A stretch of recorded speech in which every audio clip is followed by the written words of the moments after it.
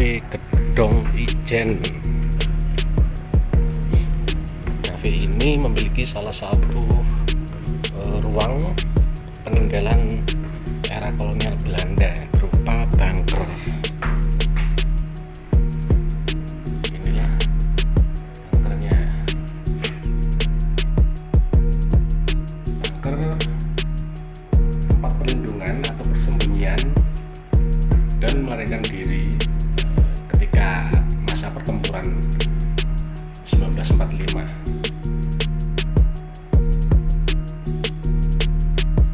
Bunker ini kalau berdasarkan keterangan dibangun sekitar tahun 1930-an oleh Jadi bunker ini peninggalan Belanda. Memang fungsinya sama Belanda diperuntukkan untuk berlindung sama melarikan diri. Yang jadi pertanyaan, melarikan diri dari siapa gitu lah. Karena pada saat proses pembangunan, Belanda itu selaku penjajah di negeri ini. Jadi proses pembangunannya sendiri di akhir tahun 1936 sampai 1940 itu serempak di seluruh Indonesia dibangun seperti itu semua. Jadi ada Malang, Surabaya, Bandung, Jakarta, Bali, Riau, ada semua bunker. Dibangunnya seperti itu. Dan memang akses exitnya kalau bunker Belanda itu pasti mengarah ke sungai. Jadi di sini kebetulan exitnya di Sungai Bareng. Kalau ujungnya itu di Sang Timur itu lurus ke arah Sungai Brantas. Jadi luasannya berapa kira-kira Mas? Dan di dalamnya ruangan itu fungsinya apa aja kira-kira? Oh iya, di bawah itu ada 6 ruangan, 2 toilet, yang 4 itu ruangan termasuk dapur, tempat berlindung atau istirahat mereka. Terus karena ini exit paling selatan dan paling timur yang ada di Kota Malang, bunker di sini ada 2 sebetulnya. Yang satu memang untuk itu, berlindung sama untuk melarikan diri. Yang satu lagi bunker untuk logistik, untuk penyimpanan amunisi, senjata dan segala macam. Itu memang rumor yang beredar di masyarakat sini, pernah ditemukan senjata itu masih dalam peti, tapi masih rumor ya. Jadi kita sendiri explore juga nggak ketemu apa-apa. Cuman bunker yang kedua ada aksesnya di sebelah situ, cuman masih belum kita explore. Ketika awal ditemukan itu di dalamnya hanya ruangan kosong atau satu atau? Waktu awal dieksplor karena media sudah mulai ada itu sejak awal tahun 2000-an ya, 2017 itu di beberapa media sudah ada. Itu bunker itu ketutup tanah. Artinya di dalam, masuk ke dalam sana itu sama orang-orang digali. Tanahnya ditumpahin semua ke bunker.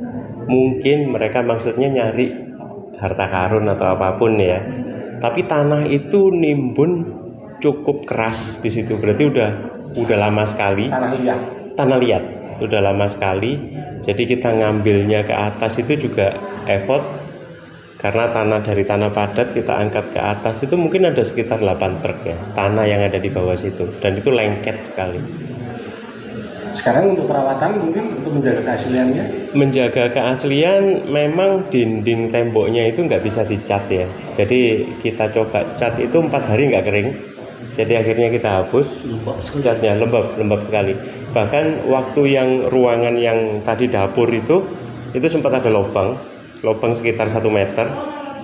Kita tutup, kita cor, itu 2 minggu baru bisa kering. Cornya itu 2 minggu baru bisa kering karena lembab sekali di bawah. Tadi ada lantai yang dicat tok kayak ada suara ruangan yang di bawahnya tuh. Nah, itu salah satu yang mau kita explore.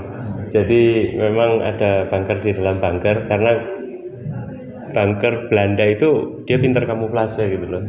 Tadi yang saya cerita, jadi kalau akses jalan menuju museumnya itu lokasi bunker itu di bawah gorong-gorong malahan.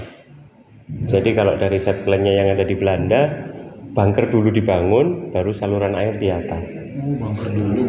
Bunker dulu dibangun, baru saluran air di atas. Nah Mas, ini berarti terus kemudian dikelola menjadi kafe sejak tahun berapa dan mengapa akhirnya kemudian Sebetulnya kafe ini sebagai pelengkap ya, karena kita kepingin tempat ini jadi tempat edukasi.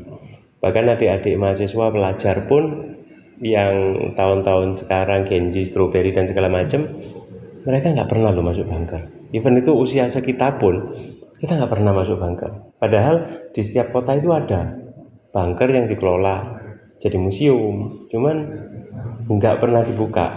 Aku nggak ngerti sih kenapa. Padahal kalau kita masuk ke sana, masuk ke dalam bunker, vibe-nya itu akan beda. Jadi orang belajar kalau masuk ke suatu tempat yang memang dipelajarin itu lebih mengena gitu loh. Itu sih. Cuman karena tempat ini jadi tempat edukasi, otomatis kita harus menyediakan sesuatu lah untuk mereka yang berkunjung ke sini. Termasuk ruangan yang di situ itu kita lengkapi proyektor, kita kasih sound system dan segala macam untuk mahasiswa dan pelajar berkegiatan. Setiap minggu sini tetap ada kegiatan. Sabtu, Minggu, Jumat, Sabtu, Minggu pasti ada kegiatan. Anak-anak mahasiswa dan pelajar. Kafe Gedong Ijen.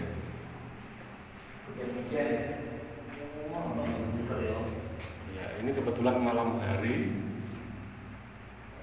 sudah cukup bersih, agak pengap memang, tapi tetap menawarkan sensasi tersendiri.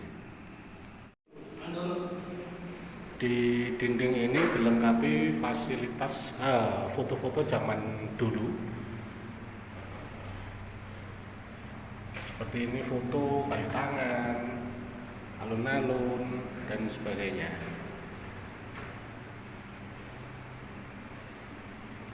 Bunker Jalan Ijen, sebenarnya cukup banyak bunker di peninggalan Belanda, tapi salah satu yang terbesar adalah bunker ini. Begitu, kalau tertarik silakan berkunjung di Jalan Ijen nomor 2. Saya datang ke sini ketika malam hari, jadi mohon maaf untuk gambarnya.